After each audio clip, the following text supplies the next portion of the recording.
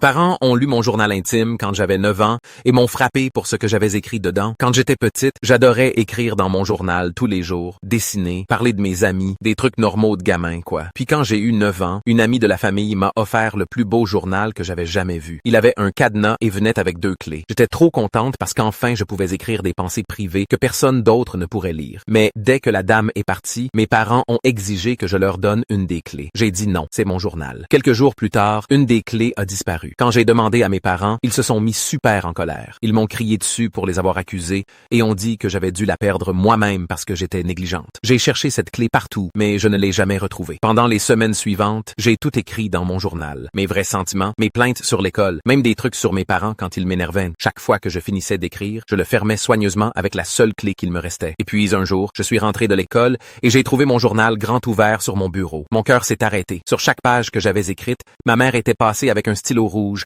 et avait corrigé ma grammaire. Mais c'était même pas le pire. En petite écriture rouge, elle avait écrit de longs commentaires en désaccord avec tout ce que j'avais dit sur eux, me disant pourquoi j'avais tort de ressentir ce que je ressentais. J'étais là sous le choc quand mes parents m'ont appelé hors de ma chambre. Ce soir-là, mon père m'a frappé. Ils ont dit que j'avais laissé le journal ouvert, donc ils avaient toutes les droits de le lire. Ils étaient déçus de moi d'avoir écrit des trucs méchants sur eux. J'ai pleuré et j'ai promis que je ne le referais plus jamais. Ensuite, ils m'ont fait accepter une nouvelle règle. Je devais continuer à écrire dans mon journal tous les jours. Mais maintenant, je devais l'apporter à ma mère chaque soir pour qu'elle vérifie ma grammaire. Ils ont jeté le cadenas et la clé. Ils ont dit que c'était mal de cacher des choses aux gens qui tiennent à toi. Après ça, j'ai eu une peur bleue d'écrire quoi que ce soit de vrai. Chaque fois que j'essayais d'écrire dans mon journal, je pensais à ma mère en train de le lire, à ce qu'ils allaient penser. J'ai commencé à détruire tout ce que j'écrivais sur papier immédiatement après, par peur que ma mère ne le trouve. Quelques années plus tard, j'ai complètement arrêté d'écrire dans des journaux. J'ai essayé de recommencer une fois quand j'étais plus âgé. Mais un jour, je suis rentré et j'ai trouvé ma mère dans ma chambre en train de lire mon journal. Quand je lui ai demandé de le poser, elle m'a hurlé dessus. Elle a dit que je ne devais pas la traiter comme une étrangère. Alors j'ai commencé à écrire sur mon ordinateur à la place. Mais mes parents entraient dans ma chambre sans frapper et lisaient par-dessus mon épaule. S'ils trouvaient quelque chose de drôle, ils s'appelaient l'un l'autre pour en rire ensemble. J'ai complètement arrêté d'écrire après ça. 10 ans ont passé. La semaine dernière, je fouillais dans le tiroir à clés et j'ai trouvé une des clés originales du journal, celle qui avait disparu quand j'avais 9 ans. Je l'ai montrée à mes parents et j'ai demandé pourquoi ils m'avaient menti en disant qu'ils ne l'avaient pas prise. Ils se sont mis en furie. Ils ont dit qu'ils venaient juste de la trouver récemment et qu'ils ne se souvenaient pas. Je ne les ai